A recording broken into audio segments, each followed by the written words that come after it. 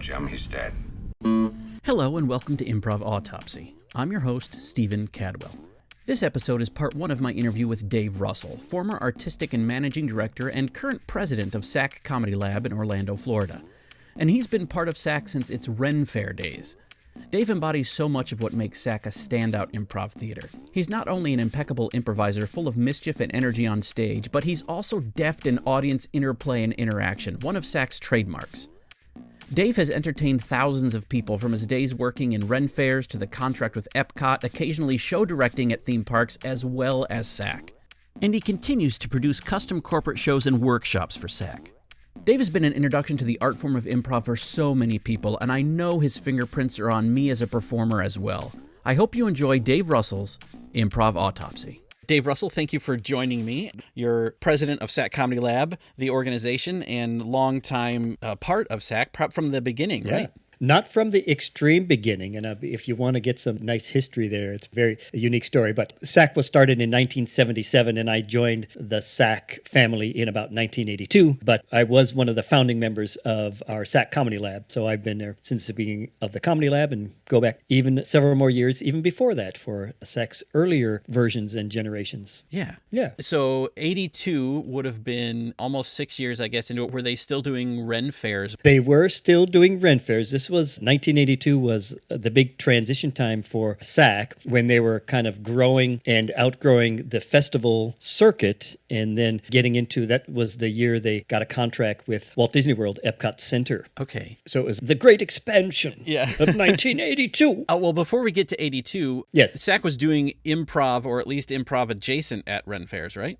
Yeah, that's a great way to put it, improv adjacent. SAC was doing a narrated street theater show, but part of the SAC signature was that they were just narrating the story, and then the main players, the main characters, would actually come from the audience. We'd actually sneak up behind people and get them to put a cape on some guy. And he's Romeo in the story now. And this other, there's Juliet. We put a little headdress on her. We get them to be the characters in the story. So we're narrating the story and then kind of leaving to them to fill in the blanks. And they looked longingly into each other's eyes, and then we style to them. It's like, what will you do to kind of bring that to life? So the improv feel was really that we never knew exactly what they were going to do, and we always tried to play off of whatever they did. Yeah. So your connection then, I want to talk about more what you just talked about again in more depth here in a minute, but how did you get connected?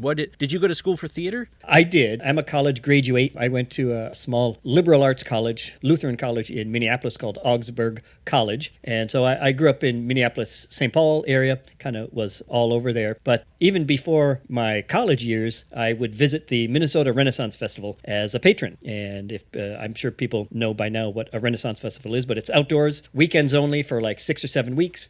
And they cordon off a big area with a wooden fence, and everything inside is themed medieval or Victorian or something like that. And so the food that you might have, all the foods are made like, that's where the turkey leg became a very famous and familiar thing from the Renaissance Festival. And then you can get ale in leather mugs or what they would put it in different kind of containers that are somewhat themed. And then they would have a lot of crafts. So it would be almost like a craft fair where the artisans and people making anything from clothes to, like I said, pottery or mugs or other kinds of things that, again, could fit into that medieval or historical kind of palette, I guess would be a good word for it. And then they had entertainment. And so they would bring in basically novelty acts. This was something, it was kind of called the new vaudeville. There were jugglers and singers and musicians, artisans. And SAC Theater was one of the acts that would get contracted by the Renaissance Festival to entertain the masses who come in. You buy one ticket and then you just wander the festival grounds, and different shows pop up in different places at different times.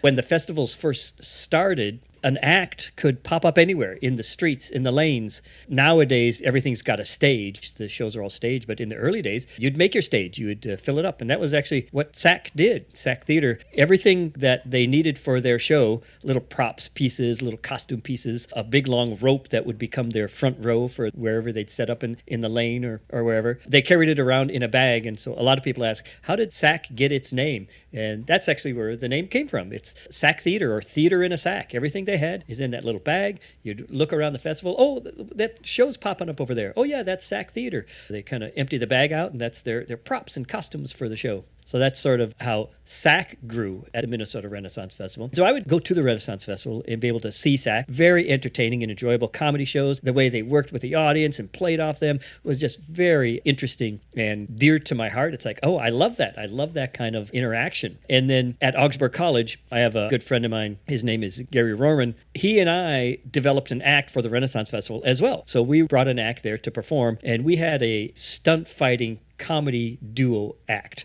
that we would do. The standout shows or acts was called Puke and Snot. And these were two guys who carried swords, and so they did fencing stuff going on, but witty repartee. That was their main thing. They were very witty and back and forth, and they really were the most popular festival act that I recall. They're actually still doing that. One of them, the originals, has passed away, but the other one has continued to do the show and found other partners to do it with. So it's been a career for them doing it. We liked that, and we wanted to do something similar, but they've cornered the market on the fencing and the witty swordplay. So what's left? Well, how about just a stunt fighting act? We'd do fisticuffs. And so this is like a wrestling show, and same kind of thing where we'll pop up in a lane somewhere and do our show. And we had rehearsed it outside and working on it. It's choreographed, basically. We've got fisticuffs, and then we would do some staff fighting, where we had long staff. Sure. So we would do some stuff with that, but mostly the fisticuffs, kind of like stunt fights in the movies, except you don't have the camera angles working for you. So you have to sort of make contact.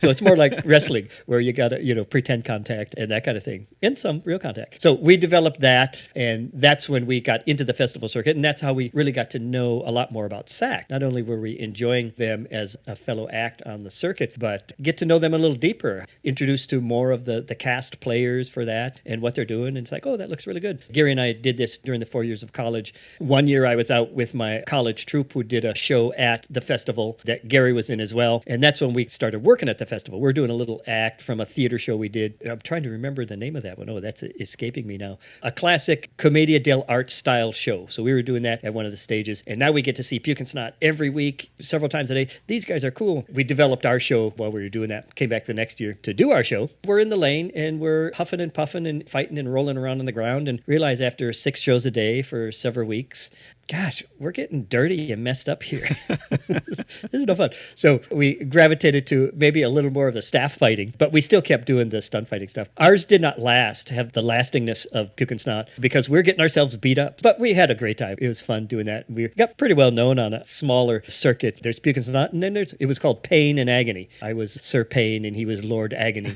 And we'd find each other and fight over. We'd find a woman in the crowd, Sophia, that we both were in love with, and that's what we would fight over. And that went through our college years. Gary graduated a year ahead of me. And then when he was done, we're talking 1982 now, SAC is on the festival circuit. And what I mean by the festival circuit is it's like a vaudeville circuit. There are various festivals that spring up around the country. And these festival acts would just travel from one festival to the next. This one goes for 6 weeks. Oh, after that one, that's the Houston Renaissance Festival. I'll travel down there and I'll do that for 6 or 7 weeks. And then I'll go to Colorado and we'll do that festival. And so there were enough that these acts could work probably about 8 or 9 months out of the year. And then some of the time they would take part of the year off and make up their schedule for next time, work on their acts and develop new material and the like. Again, it was called like new vaudeville because these were acts, you can't see them anywhere other than these kind of venues because there's no place that features them. So they had a really very nice resurgence for that kind of performing. And there was quite a community of people that were doing that. SAC as well started doing multiple festivals on the circuit, ended up in Largo, Florida, 1982, when Disney was opening Epcot Center,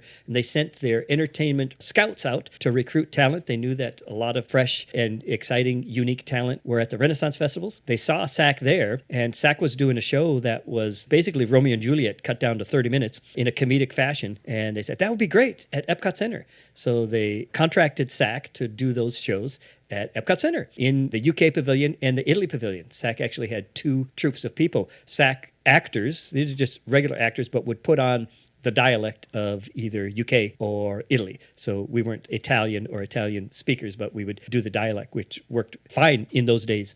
So SAC wanted to keep its festival life alive. That's when my partner Gary was graduated from school and he got an opportunity to work with SAC. Hey, you can be our troupe manager for our troupe going around doing the shows at festivals, and we'll all take the cushy job of working at Epcot Center and get vacation days and sick days and other benefits. Eventually a 401k. It's like, wow, this is a great job to have. SAC sort of moved up in profile while they were doing the festival there. And this was, again, 1982. At this time, on Disney property, for entertainment, you could probably mostly only see singers and dancers. Kids of the Kingdom, Top of the World, these are the big shows. And then most other things were like animatronics or the characters, people coming in as to dress, the head characters and the like. So they really had nothing like SAC, and SAC was a very unique offering for them.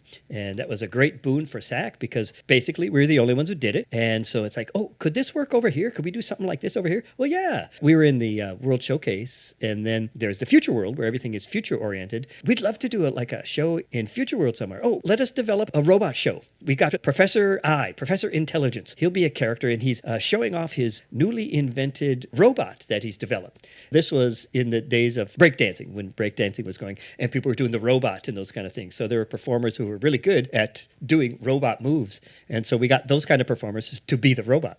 It looked like it was made up like a puppet of this. And then as the professor was changing the gears on this little box, it would start to come to life. And then it would get out of control and take people's hats and try to steal a woman's purse and pick up a woman and try to carry her off. That was the comedy show. So, SAC is the comedic things. Look at all they can do. So SAC got to do a lot of that stuff, and then started doing a lot of stuff in the convention market for Disney as well.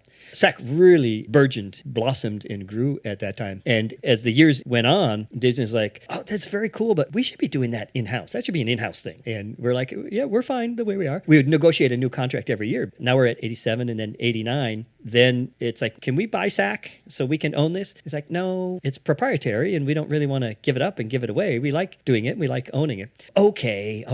Well, you're fired.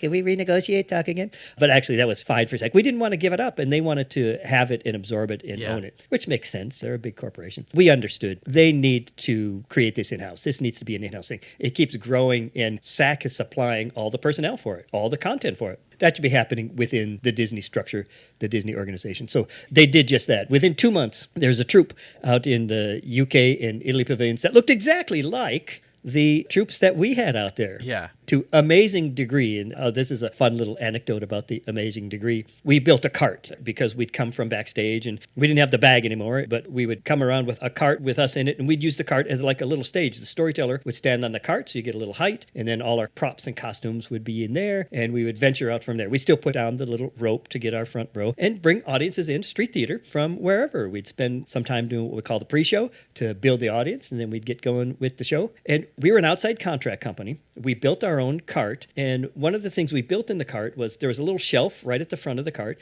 and then there was just this little thing we added in to hold business cards. It's 3 inches wide and a half an inch thick and 3 inches deep, so you can slide the business cards in there. When we saw their show and their troupe, we were just kind of perusing. That cart looks just like ours. Well, they'd had people go out and take pictures of the SAC cart and reverse engineer one. We kept it backstage, so they saw exactly how it was built and what it was used for. They had one of those little things in there. Their players did not give cards out. They had no idea what it was. And we asked the players. We knew some of them. What do you guys use that for? Oh, we have no idea what that is. So to that degree of copying, of finding what it is, they go to that extent. Such a small detail. It's like, oh, we got that in there. I'm sure it's important for the show. That was just crazy. Now we're at 1989. No more Disney contract, the bread and butter of most of SAC people. But within a couple of years, everybody got together with SAC, the remnant, you might say. It's like, what do we want to do? Well, we've always thought of opening a theater. We've kind of bandied it about. We were thinking we'd do it with some of our Disney proceeds, but those are gone. But let's do it anyway. What if we just tried to do that? So that was the birth of the idea of the SAC Comedy Lab. And then within a year, in 1991, we opened the first version of the SAC Comedy Lab. So I came in to join SAC about the time that SAC was at Epcot.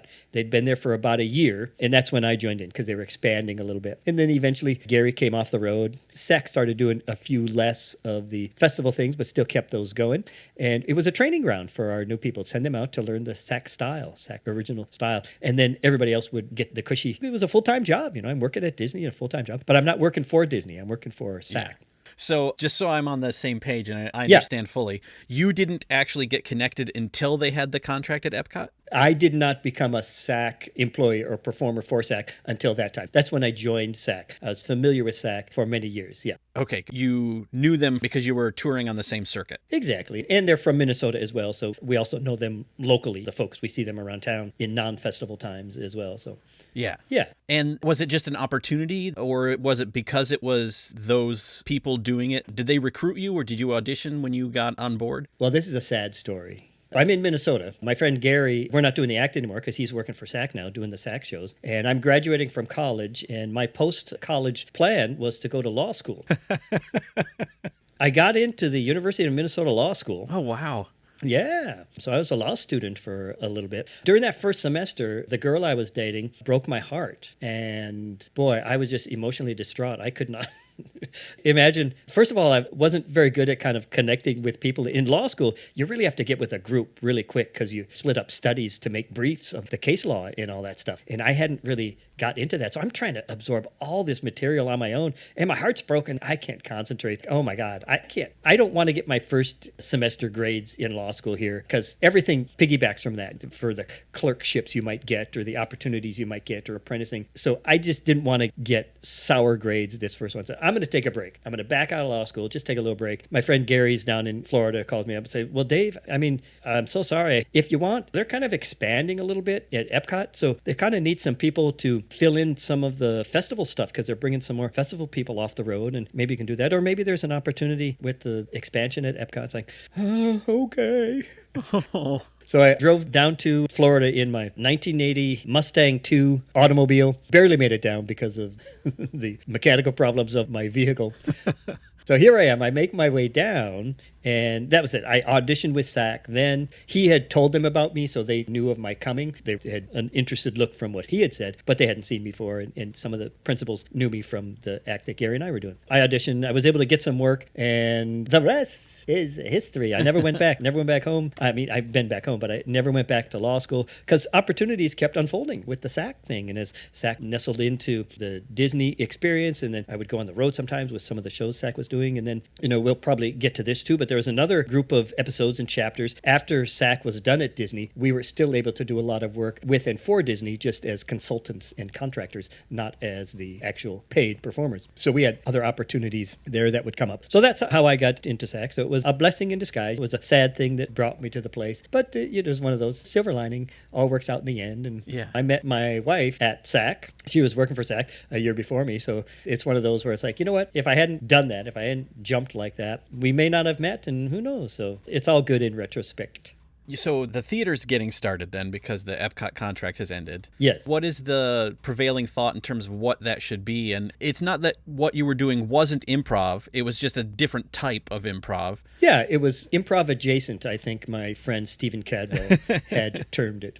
There was some improv involved in it, but it was mostly scripted, or at least there was a spine to the script. And then as it deviated, we'd go along with it. And that's actually the birth of the whole yes and embracing of the SAC signature style of improv, is that we've always said, yes, the audience will go wherever you go. Like if they do it like we'd asked for, that's cool. If they didn't do it like we'd asked for, oh, that's fun. We'll still make a fun show of it, and we'll build you up, and you'll probably improve by the end of it. It's like, oh, that would happen a lot. Sometimes they would go way off on their own and basically take over the show with these audience participation shows. And that's what we love the best, because it's like, all right, we are now on a brand new adventure, never seen before, never to be seen again. We will follow you. We will co-create together.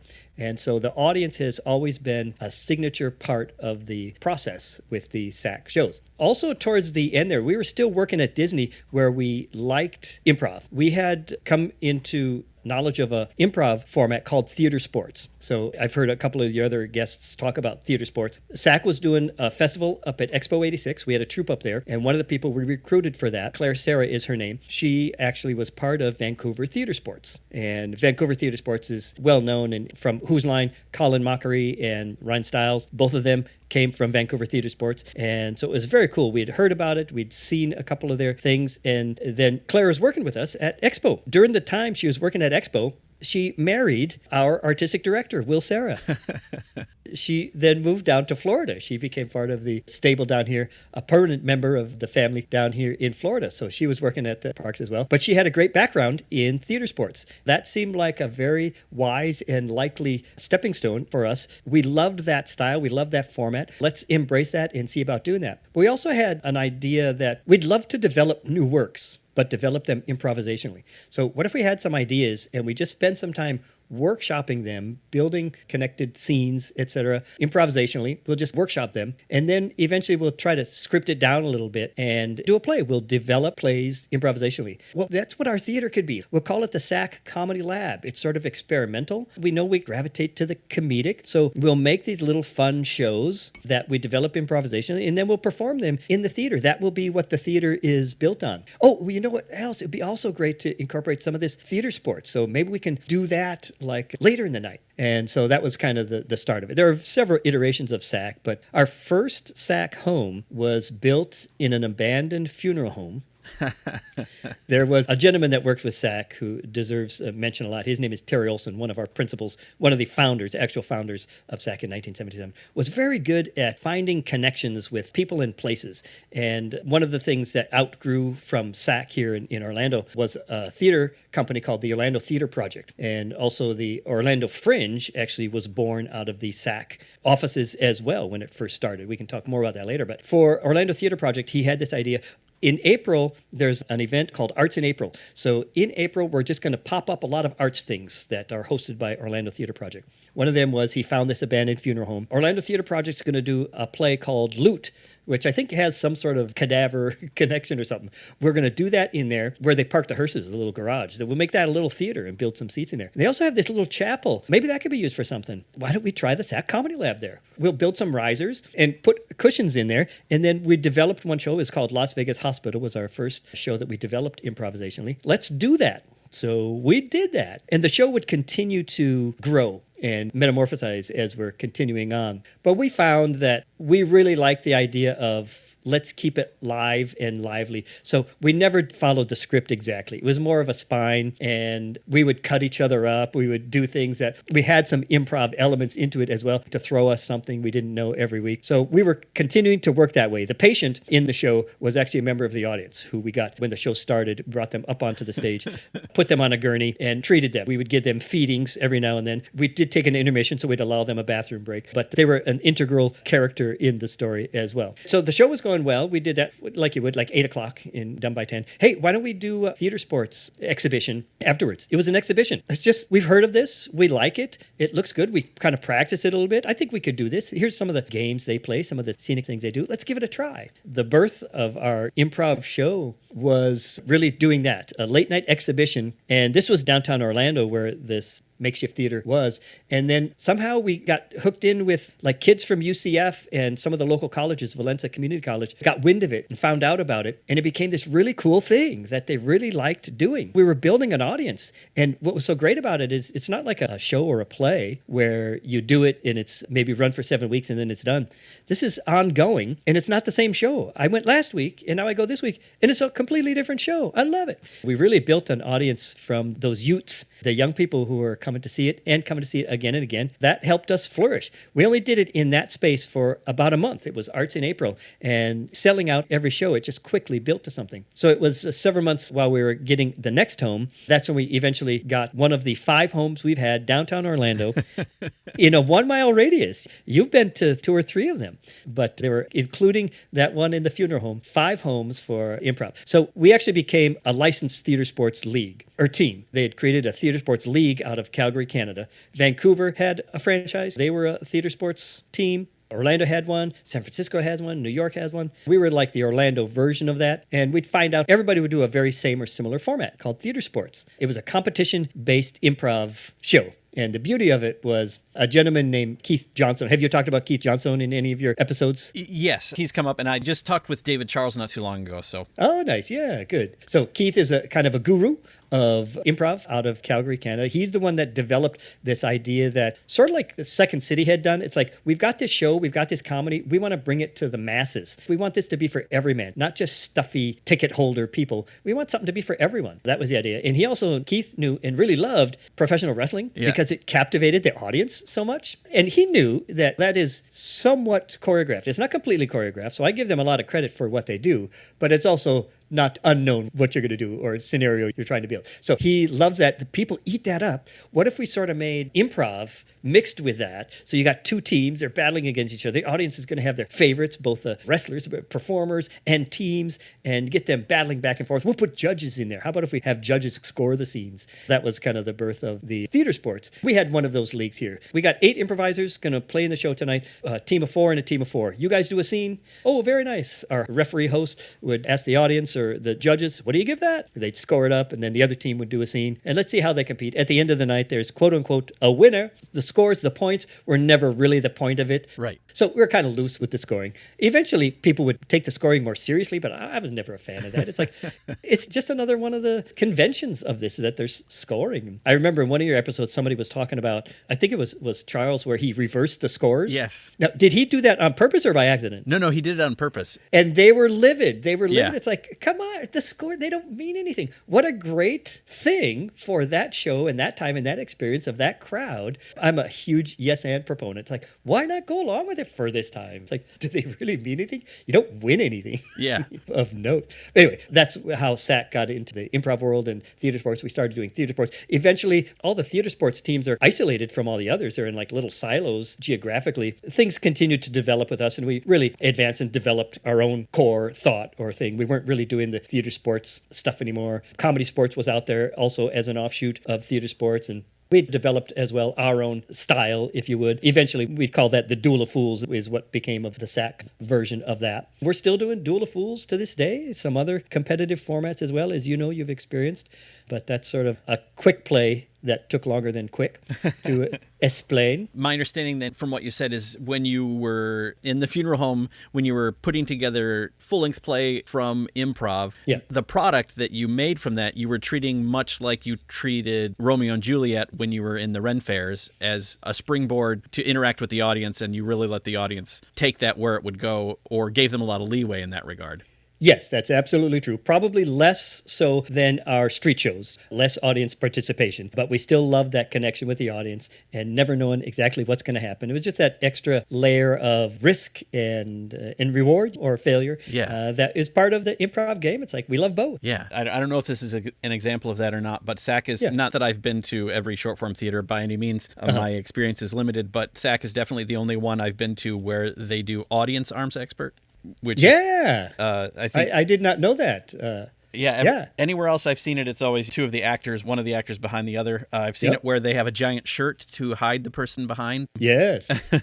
But using the audience member is definitely higher risk. Yeah. And I love that where 2 players are doing it. I love it done that way. And I love it done with an audience member as well. We kind of mostly do the audience member now. We hardly do it on our own with 2 members, but I've still seen it done even at SAC. But yeah, that's one way we can get them involved. Yeah. I forget who I was talking with about it, just in terms of the amount of audience interaction there is in a SAC show and how beneficial that is as a performer to experience that and to deal with that in shows. You really grow as a performer, because there are some places where you can just shut off and just do the improv or just do the scene, and then you're out and you kind of disengage, and those shows are never as fun to watch, in my opinion. Yeah, good. I agree. It's just another convention, another way. We, especially the founders of SAC Comedy Lab, and coming from the heart that we had then, we just love the additional and continued interaction with the audience. Again, like I said, that in a sense we're co-creating with the audience as we go along, because we love that. We love that expansion of the creation model.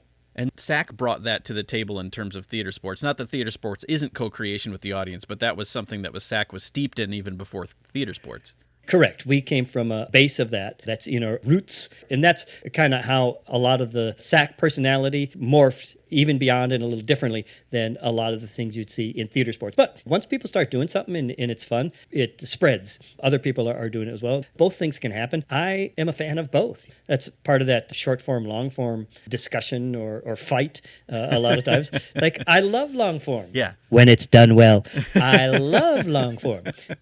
And I love short form. Now, for me, I gravitate to the short form more. That's just more my style, my jam. I can do long form, but I'm probably not as good as some people who really thrive on long form. I've seen some people just make some incredible strides. So I love them both. But the SAC Comedy Lab, it was founded by people who are in that we like the short form and we like the improvisation building plays. Should we do long form? It's like, well, let's absolutely consider it. However, we got to realize, you said in my title, I'm the president of Theater SAC Comedy Lab now. We have to get titles now because we're a business and we have to run a business. We don't have to get titles. This business has to be run like a business. SAC is very unique because we're not like a theater company who get grants and gifts from people. Everything that comes into SAC is based on ticket sales and bar sales now, but it's on a product that we're selling. And part of that is just default. SAC started as a for-profit company because when we had the Disney contract, it's a private for-profit company. Then when we open a theater,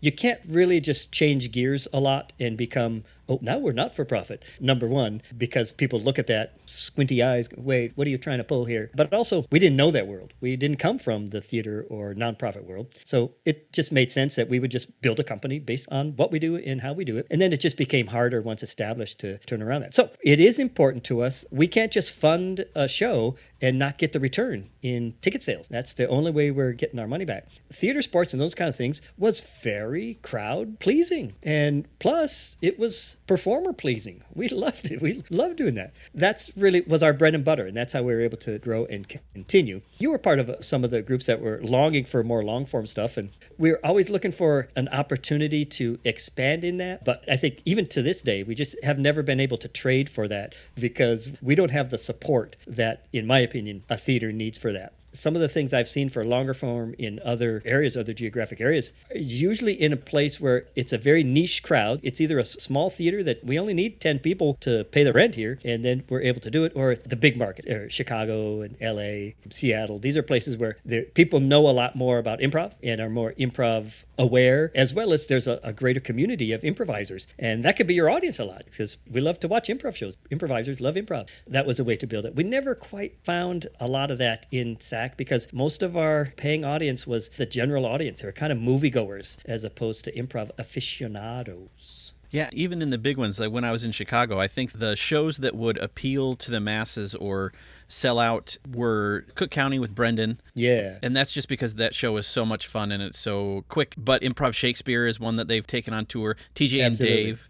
Yeah. A lot of people have done well with it as a recognizable commodity. With Cook County, it's like, you know who you're going to get with that. Yeah. And like when we have an operation, when we're doing shows every week and we don't stop and take time off or go somewhere else, we have had to make the choice of, we got to train improvisers where we can mix and match, kind of like the Comedy Warehouse at Disney, which SAC helped develop that Comedy Warehouse at Disney and Adventures Club and a lot of things that came Disney-wise after 1989. SAC really had a hand in producing and training folks to do some of that stuff. A number of folks were recruited from other areas, but SAC played a heavy hand in getting all that stuff rolling. But we've got an operation to run, and so we do mix and match people a little bit. You give up a little bit of that, of them really knowing and the notoriety of a specific group of people. There are a lot of great improv acts, but they're not able to do shows every weekend in and week out. Right. And even just percentage-wise, the percentage of shows that are hits in that regard at I.O. when I was up there is a lot lower than the shows that would be hits at SAC because you're also saturated with Herald teams, and the majority of those, unless things have radically changed, the majority of those aren't that great.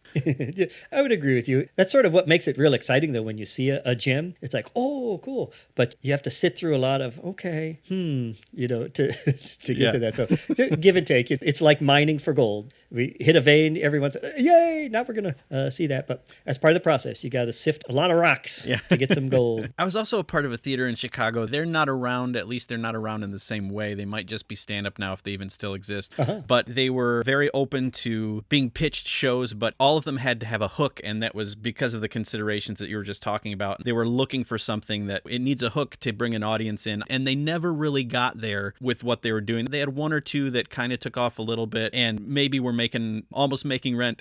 But in the end, even with that and trying to find hook and have shows that had hooks, they weren't quite able to get to a sustainable level. I hear you. And as theater operators, we had to deal with some of those same things. Like we were like that. It's like, hey, if you got an idea, we'd love to hear the pitch on it. And so we were also, it's got to have a hook. To have a hook is it's a great hook. And so that is an easy plug to try it in. It's got a great hook. To me, the great hook can also be the people who are doing it, the energies of the performers together. That can be the hook as well. They just look great together. We know them well together. But that takes a while to build that rapport with a group so you can get that good. And then you can carry, and then you get to like TJ and Dave. It's like wherever they go, it's like people know them and they're going to get some good stuff. A lot of the Who's Line people, Ryan and Colin, they go and do a show. Yep, we know that's going to be great because we know them and we've seen them for years. That's a hook. Yeah. And it can be that hook as well. But we just had a hard time. We couldn't experiment and explore building to that in our main stage times because we couldn't afford not to have a certain number of tickets sold. So in essence, like, let's sell it out. Well, don't performers want a show that sells out? Maybe you're talking about selling out in a different way. But yeah, we recognize that. But part of the beauty for us is like, yeah, I hear you, but I love doing the short form shows. I mean, it's not like I'm selling my soul to do those. I like to do those. And to do some long form as well, it's like, that'd be cool too. But I don't think we're only doing this to make money. It makes money and we love doing it. And we love doing other things too. So let's look for an opportunity where we can do that. Yeah. Well, and some of that has come out through a lot of the corporate stuff, right? To exercise some of those other creative juices. Yeah. Now, our corporate stuff, we have a pretty extensive corporate department, corporate offerings. But in terms of the shows, we need high profile, high success hitting shows. Yes. So we're going to go out, and that's why you're going to see our corporate shows. You do all the same things. Yes, we do the things that we know are going to work well for an audience because they're paying us top dollar, and we deserve it, but we got to deliver a show that's going to be smacking. We can't deliver a show with a lot of experiments in it. We can maybe get away with one experiment in the show corporately, but we got to give the people what's going to hit good and hit hard. So we do those appearances, and we do a lot of custom entertainment as well, which we love. We're developing it, again, improvisationally or writing things, so we love that. But the other part of corporate is our corporate workshops. That's actually where I have gravitated to. I was a performer. I served as the artistic and managing director for a while. I'm still one of the owners of the company, and now I kind of stepped away when generations changed. You were part of that generational change of, we don't want the old man anymore. Let's us young whippersnappers get in there and fighting away. It's like, okay, let's go for that. Luckily, I didn't let go or have to let go of my holding in SAC, but kind of the running of SAC. It's like, okay, let's move it on to the next level, next generation. This is like 10, 15 years later after that. I'm back in the fold helping to manage the company as well, but I don't perform on the weekend stage much anymore. I'm the old guy. But in the corporate world, my joy in life is to spread the joy of improv and promote the yes and mindset. So that's kind of my mission for life. That's what I do. And I do it a lot with corporate people, with corporate groups who want to build themselves in various areas, and basically in any area that involves communication or collaboration or creativity. Improvisers have some very unique gifts and skills to help enhance and broaden those areas for people. That's where a lot of my work is. So we've expanded to the corporate world, and there's less risk taking when you're working corporately than there is when you're running your own theater. So that is part of the equation as well. I love short form, and I love the format and the dual. And I think that would only great if it was the same thing every day. But because it's improv, because it's different every show, you can do it for 30 plus years, 40 years, and never see the same thing twice. Yeah, and that's the improviser performance heart. In Orlando, there's a lot of great work for actors in theme parks. And there are some actors who have been in theme parks doing a show multiple times a day, 5 to 6 times a day, full time for the week, 5 days a week for 10, 15, 20 years. Yeah. If you're in a Broadway show that runs a long time, you're doing the same show again every day. There's quality and joy in that if that's what you want. It's a good fixed job, a fixed position. It's even the same, even like a soap opera, people on soap operas, it's their career. Yeah. Their entire career is on a soap opera. Now with that, it's different stories every day, so they get that juice. But for a Broadway show or a Disney thing, it's like you just come in, you do the same thing every day. There's value in that. If you like to do that, if you need to get new stuff and different stuff, you find that where you can. Yeah. To go back to funeral home. We always got to go back to the funeral home. The funeral home then was not the space on Church Street. Correct. So the funeral home only lasted a month, but it gave us a chance to kind of start the SAC Comedy Lab. And then there's another event in Orlando called Light Up Orlando. It was a bunch of downtown streets, and then little things would pop up in other places. And Terry Olson, once again, was helping maybe let's try out some of the improv in that. This is just a one night thing, but he found a building downtown. In this early 90s, there was a lot of real estate downtown that was yet to be developed. Old buildings would become empty and just sit and stay empty, unused and unpretty for several years while the owners are trying to develop it. Okay. Get a development plan. So lots of empty real estate downtown. And Terry noticed one of those right near this place, the footprint where they're going to do this Light Up Orlando. It's like, can you let us just get in there and we'll just makeshift it. We'll bring our cushions and we'll set it up. We'll build a little stage. It won't be all finished out, but arts groups are always looking for a place to go. Can we do that? Said, okay, that sounds like a good idea. And that was great. We did a show every hour on the hour for about 30, 35 minutes. And we must have done about 7 shows that day. And people would cram into it. And they, again, just like we found with the other one, they love it. They loved it. They love it. They love it. That gave us a lot of juice to continue on with the Comedy Lab vision. Terry continued those efforts in that space. And it's like, can we move in here for a time? We'd just be temporary because we know you're going to tear it down and develop it later. But before then, why don't you let us come in? We'll fix it up. The front windows, they just look awful and terrible. We'll pretty them up. It'll kind of have a nice look. So, okay, yeah, we'll do that. And so that was the first permanent Comedy Lab. So this was right in that space on Church Street, 45 East Church Street. We were kind of the only thing going on, and then a haunted house sprung up on the corner and QZar, a laser tag place. So things were popping up, and that was Saks home for many years, 5 or 6 years. And then eventually we got the word, yep, this is going to be torn down in the next 12 to 24 months. You got to get out. We're not letting you rent it anymore. Terry finds another space downtown. Right by the Amway Center, there was a parking garage, and then there were some businesses in the parking garage, and one was a restaurant called Pinky Lee's. Went out of business. Couldn't go there. There was a kids' kinder care place that was there as well. That fell by the wayside. So another abandoned open place. You guys want to build a theater here? Why, sure. So we did that again. That was our Amelia Street location, which we were at for several years in a parking garage that's very available. Over the course of the years there, they start charging for parking in there. And parking is very expensive downtown. It's like $10 to park for an event. And this was new to us. So at this time, our shows were like $7 or $8. And it's like, wait a second. It's costing a patron more to park than to come and see our show. Yeah. Something is wrong here. Well, raise your prices. Well, no. It's kind of where the market is right now. If we raise our prices, people won't come as much. It was commensurate with a movie. That's where we felt it was. It kind of goes along those lines. The writing was on the wall there as well. It's like, we're not going to be able to stay here for the long haul. Plus, they want to convert this. They want to raise the rent that we're paying here. Terry had helped us get a real good deal for a while to move in there. It was a win-win. They got a lot of benefit from having something going on there. That's when we saw or were able to move to the City Arts Factory, and that was on Pine and Orange. We were there. That was another one of those things where the city had subsidized money for an event space, but it just wasn't clicking the way they had. They were supposed to rent it out for small theaters, but it was tough for theaters because there was no backstage space, and it was hard to come in and out and not have space. But for SAC, they approached us and said, would you guys maybe consider something? Yeah, we don't need a backstage. Very little. The backstage you have there, that works for us. We don't have a lot of props and costumes to store. We don't need a shop. We can pop up. Low production and high production value. It's like, okay, so we did that. We moved into that space for about 10 years. And we were there until just about a year and a half ago, where again, things are changing in the building. The rent is going to go up and somebody buys the building and they want to put something of their own in there. Okay, that's cool. So looking for a new home again. And that's when we found, hey, this thing is abandoned now and opened up on Church Street Market. That's where we are now. We are in our 5th home downtown, just kind of that nomadic moving. But like I said, which is really cool, SAC, in my opinion, is an Orlando institution and a downtown institution.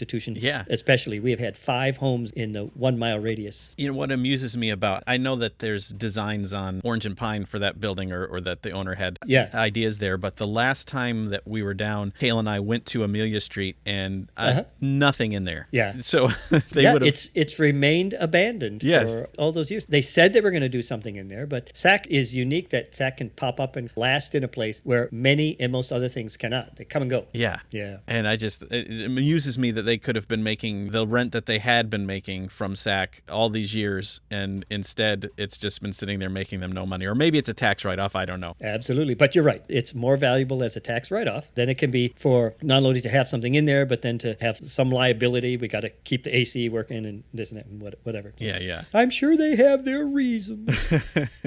But hey, you probably don't miss the rats. I do miss the rats. Oh, I thought you meant the lab rats, our group, the lab. Yeah. Every place, they'll find their own vermin of one size or another. But yeah, that was unique to find those. I was the resident rat catcher for quite a while. As far as other groups that you were a part of, I like to collect names, and Bob had mentioned that he saw you in Mud Puppies. Oh, well, cool. Very good. Well, this was before we left Disney. We were still working at Disney, but we liked the idea of improv and an improv group. So we developed an in-house improv group. that we just found a little place called Park Avenue. It was out on North Orange Blossom Trail, a little room. They had a bonkers comedy club there, and then one night was free, and so we would spring up there to do that. And that group was called the Mud Puppies. We had a little audition at SAC, and I was the opening director of that group and troupe, as well as one of the performers. We would just toy around with improv scenes. We didn't really know a lot of the games that people were doing with improv stuff. We actually did an arms scene kind of thing with one of our players being the arms or something, and something little sketchy, but kind of making it up as we go along. Our first home for that was in Lake Buena Vista at the Disney Hotel Row, right next to the Benihana in the Hilton Hotel. So we'd go in there late night and do some improv. It was pretty tough, bar prov, very tough, not my favorite. And then from that, we grew to get that spot at Bonkers. Again, that was a comedy club. So a comedy club is really a bar business that books in comics to sell drinks. Ours is a little bit different. We're a comedy theater, and then we sell drinks to keep people happy. So a little both, a little different. That was the first iteration. That was the Mud Puppies. That's right. And that was then associated or affiliated with SAC? It was a SAC group. Yeah, the Mud Puppies. Yeah. Okay. Yeah. And then have you been a part of any other named groups? Well, how did Mud Puppies get its name? Do you remember? Well, I do. One of our first things as we were building ensemble, I had a little team building exercise for the group. And that was our offices were way out by the airport, not as developed as it is now, but in the back behind our offices, there was one of those irrigation canals. I don't know if it's irrigation or runoff, like a canal, but it was a pretty deep and wide berth canal with water in it. And I decided, okay, team, this is a team building exercise. Our goal is we have to get everybody from this side to that side. And that's our team building.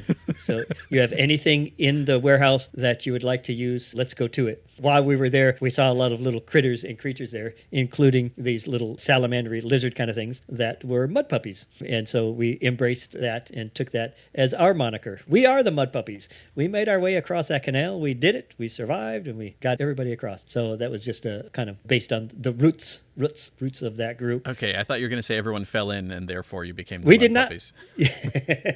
We didn't lose one person. We all got across. Yes, indeed. One of us had a boat. And no, that's not even it. Alter. We had to make shift from things in the warehouse to make a raft and get everybody across. That was one group. I haven't really been a big part of a lot of other groups. The other main one was a group called the House Full of Honkies. So I was part of the founding group of improvisers when we opened the SAC Comedy Lab. And after about 5 years of being at and running the theater, we had dreams and visions of making a big time, like Kids in the Hall was a great inspirational group for us. Several of us gravitated. We went out, made our way to California, to LA, to see if we could make it like that. And some of the people were in other places. This included Wayne Brady, was a part of that group, Joe McCrary, Claire Sarah, Dan O'Sullivan, Jonathan Mangum, and then even one of our upstarts, not one of the original founders, but we call him an original foundling. This is somebody we found and found us when we were starting, and eventually became an ensemble member. That's Matt Young. So that group, we immigrated out to LA, and we did improv as a group out there called the House Full of Honkies, directed by our friend and cohort, Will Serra. He was the artistic director at SAC before we left, and so he came out as our director as well. So this group found its way to California. We're doing things, and then out there, nobody had the improv as their full-time job. People were doing different full-time jobs. Wayne was already doing some traveling, had worked in LA. It was not long thereafter that he got noticed and got a break on Whose Line, and that just changed his world, changed his life. There was also several people that had worked with SAC were doing well in various aspects, some acting and some other things. Joe McCrary was getting parts in commercials and things, and Matt Young as well was getting some commercials. Jonathan Mangum was doing commercials. They were like doing really well, and then it continued to grow. We just didn't have enough to keep the group together. We did a lot of things out there, even some travel and stuff, but eventually people are finding their own way, other things that they're capitalizing on. It's about 5 years into that, 5 or 6 years, that I actually came back to Florida with my newfound family. My family blossomed in LA. We had 2 kids out there, my wife and I. So we moved back, and that's when I started running SAC. SAC was still going. We thought we'd kind of pass the torch on. We weren't sure if it would continue on or not. It had, and then at that point, there was another kind of change of leadership at SAC, and when it came back, I came back to run SAC. And actually, a quick side story on that, we thought that SAC was going to close because there were some pretty heavy emotional things that had gone on, and so it was a little bit toxic and just hard running this business. I knew that spirits were down a little bit. I'd always thought, hey, if we're going to close SAC, let's close it joyfully in celebration as opposed to any kind of negative thought. So let's just carry it for a couple of more years. We'll continue to do some shows and have some fun. Let's make sure we try to mend some of these bridges, some of these feelings, and work it. And then that just never happened. We just kept going month after month, and SAC continued to grow and flourish. And then so even my time eventually got worn out, and so now we're moving on to the next generation of whippersnappers coming up, and now many of those whippersnappers whippersnappers are running the company now. I'm along there with them, helping to run it and keeping going. And now I know you said you don't play much anymore. It's not because you feel old. That's what you said. Right. But Oh, yes. that's not it, is it? Oh, no. I just, for the people coming to the weekends on the shows, they don't want to see Grandpa on the stage. Now, I'm very youthful, so I don't look like Grandpa, but I'm in my 60s now. So it's like SNL. You kind of age out of the mainline performer. And a lot of people come back, and I can come back and guest and stuff. But luckily for me, I have had an opportunity to continue performing. One is I love teaching. I teach a lot of classes and people, anywhere from the people coming in, taking classes at SAC to a lot of the corporate stuff, like I said. And I'll jump in and work with some people in a class if I'm trying to illustrate a point. So I still get it there. When I'm doing workshops with the corporate clients, I always do a little demo of some sort, even if it's just myself. I got a couple of things I do just as a single improviser. I will use audience members. Like I'll do an arm scene with the audience and I'll just get somebody from the group to do that with me. So I still get some reps. I love it. That's what I intend to do that. I'm always keeping that fresh and being able to do some improv now. So I still get sometimes on the custom shows. I'll either, if we're doing custom songs, I'll sometimes be able to participate in that. I do a lot of emceeing. So I get a lot of that energy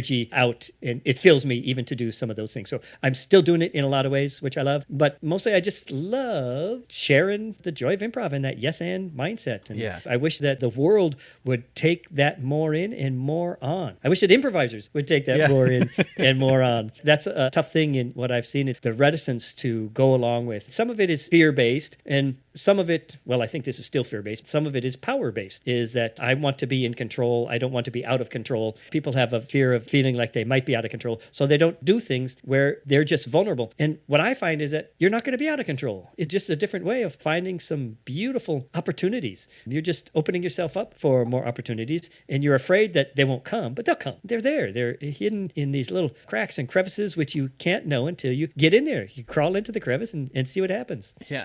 And I think someone who would agree with that wholeheartedly, I won't speak for him entirely, but I just talked to Bob Kodges as well. And he's one that very much wants to live that and bring that to people. And not only did he mention seeing you in Mud Puppies, but because just asking about his journey, he said that it wasn't until later when he saw a corporate show that SAC did that things really clicked for him. And he followed you all out into the parking lot and was like, hey, how do I do this? And someone was like, take some classes. And he did. And that changed his life and the trajectory of his life entirely, because now he facilitates and proselytizes for that improv mindset, or the yes and lifestyle, whatever we want to call it. Yes. And makes money doing it. So absolutely. Yeah. That's his career is built. That's a great foundation. So agreed on that. And I'm glad you're still doing it, because watching you on stage was definitely a huge part of my improv development, especially with the audience interaction stuff. And I feel like if one sort of area of improv that is much like your Ren Fair show you did with your college friend in terms of the semi-real, semi-fake wrestling or fisticuffs, if one area of that is short form, long form, I feel like another area of that is suggestion. Do we take the first suggestion? Do we not take the first suggestion? How do we do suggestions? And that was something that I always thought you were so good at, and I still use some of your stuff. It was you, and I don't know if you borrowed this from someone else or learned it somewhere else, but you were the first one that I saw when someone said something that you didn't want to take, the response was immediate and was like, just like that, something just like that. And then looking for something else. And there are other examples too, but that's the one that sticks in my head. Nice. Yeah. Well, I'm sure I made that up, Stephen.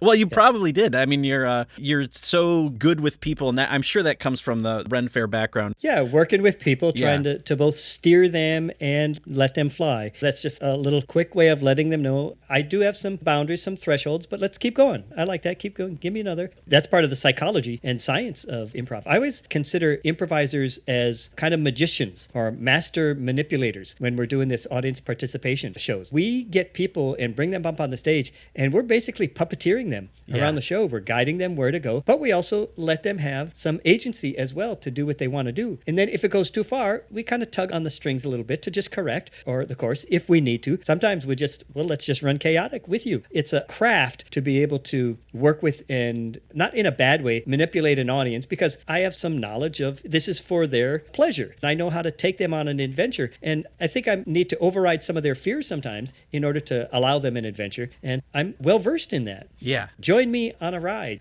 You jump out of an airplane with a tandem. They're not doing everything for you. They're letting you do some things, but also they know, I'm just going to move my hand this way because that's going to re-steer us back. And they don't say anything. You don't know that they're controlling controlling this. But for 70%, they're in complete control where you think you're free falling to your death.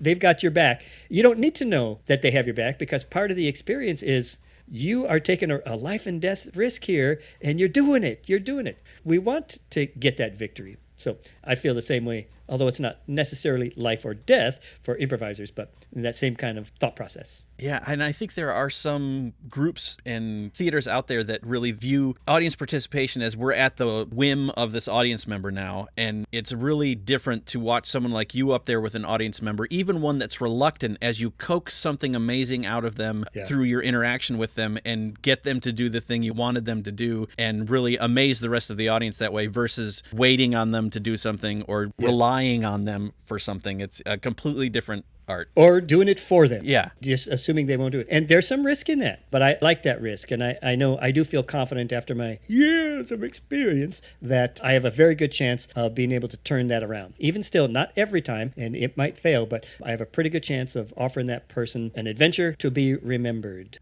Yeah. And not that, again, I haven't seen every performance you've done, but I never saw it fail to my recollection. But speaking of failure, is there any scene or anything that sticks in your mind in any of your encounters in terms of things that went wrong that you can laugh at now? Yes. Well, there are some things I still don't laugh at them. I shudder about them. I've experienced those things too. I've even experienced, it's like a ball player. I've experienced performance valleys. Like, oh my gosh, it's just not clicking. Nothing is working. I'm in a dry spell. Have I lost the luster of being an improviser? And that passes. It's like writer's block. It's performer's block. I've experienced some of that. So there are a lot of things where it's like, oh man, I wish I had done that differently. One comes to mind. We're pretty gamey at SAC, and I like the short form games. We got our young buck, Matt Young. He went to Calgary and took the Keith Johnstone 2-week summer intensive. Okay. And he came back. It's like, guys, we got to learn to do improv seriously and long form. And there's a heart to it. It's like, yeah, okay, we know. And we got to experience more games. We got to take more chances on more games. There's actually less taking chances now than even when we were doing it. We were taking a lot of chances, but we'd still kind of have our favorites. So there's a game, he says, called It's Tuesday. It's in the playbook. It's like, I've never heard of that. He wants to play it in the next show, in the upcoming show. What it is if somebody says it's Tuesday, it's just something innocuous. The idea is that the other side of that, the person receiving that, you treat that as if it's the most important thing ever. So it's like, it's Tuesday, and then it's just very charged in your response. So I think I might have heard those words, but I wasn't paying attention. I don't know what I was thinking of. And so we get out on stage and we're doing the scene. About a minute and a half into the scene, I turn to Matt and I'm like, it's Tuesday. Yeah.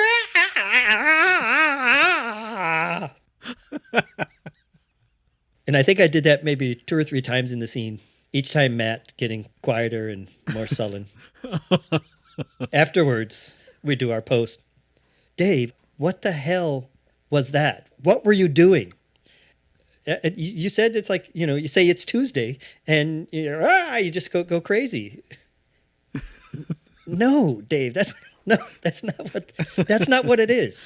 You just something innocuous and you make it like it's really important. Oh. Sorry. So that's one of those where you learn to, I better listen more intently next time. So Matt hated me for a good while for having made that error in judgment. So that's one. That's not listening. That was my bad. My fault. I did not listen. A couple other examples. Luckily, I wasn't in this show, but I can regale it because it's a SAC story. SAC was scheduled to do an away show at Westminster Towers in Orlando, Florida. Westminster Towers is an adult assisted care facility with a lot of old people and people who need assisted care. So SAC comes in to do our wacky improv show, and people don't know improv a lot. This is still 15, 12 years ago. Mm-hmm.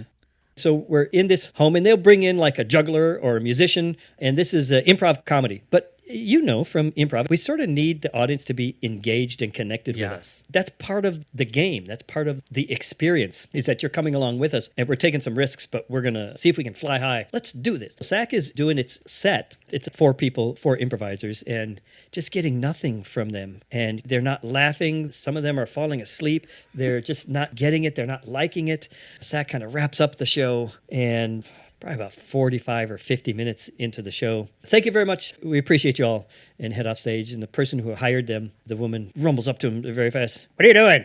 Well, the show is over. No, I contracted. They said a 60-minute show. It's only been 50 minutes. Get up there and do 10 more minutes. So the group had to go back up there and do 10 more minutes. I mean, she wasn't happy even with the 50 minutes she'd gotten, but it's like, for real? You got that for 50 minutes and you want us to do 10 minutes more because you were told you had 6? That was just a painful experience that I had heard many stories regaled about that. I'll share one more with you. This was a SAC show before the Comedy Lab opened. We would do our shows away. We'd do them just one-offs. There's a music festival up in the Panhandle in Pensacola. Louise Mandrell is the main act for this coming up in the night. But they had several acts going on before. SAC was going to perform on the stage, and Fran the Puppet Man was going to go on the stage as well, and other bands throughout the day. So we're getting in the evening. We're supposed to go on at 7 o'clock.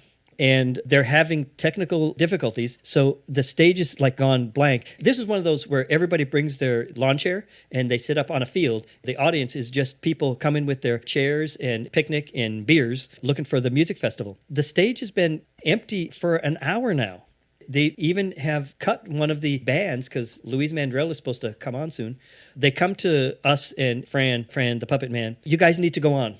Is the sound stuff working? Yeah, they got it working now. Okay, Fran goes first, and he does about 30 minutes of his puppeteering stuff. They're not paying attention to him, but it's just whatever. Keep on going. But he goes about 30, 40 minutes, and they're waiting for Louise Mandrell. He finally gets done, and then, okay, SAC, now you go on. Really? I mean, they are really ready for Louise Mandrell right now. No, get up there and do something. Okay, and all the mics are working because he just used one, but we need all, they're all working because we need mics. We can't yell out in that. So start doing our show. And again, it's like it needs the audience to be bought in for these audience participation shows. You got to be bonded with them. We do a little pre-show, and they're just not having it. They're over it already. I mean, they're about ready to leave if Louise Mandrell doesn't come on that stage.